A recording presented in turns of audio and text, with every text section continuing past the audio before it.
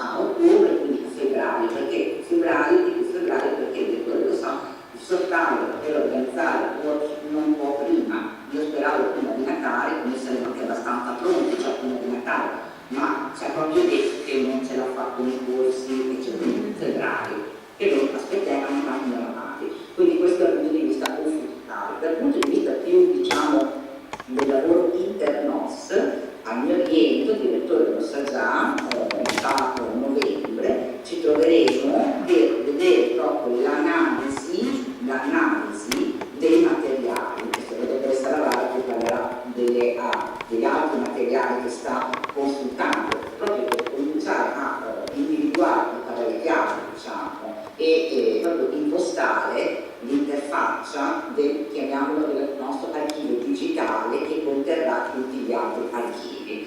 Ecco, io con questo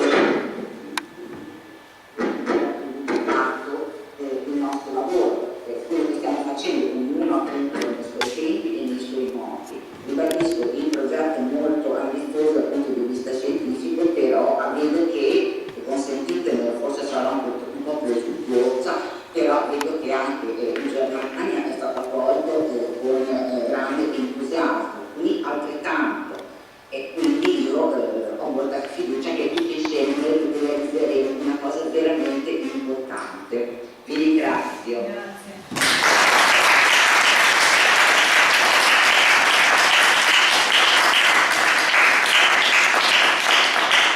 Dobbiamo tagliare il collegamento perché sennò non riesco a far vedere il PowerPoint, quindi ci dobbiamo salutare.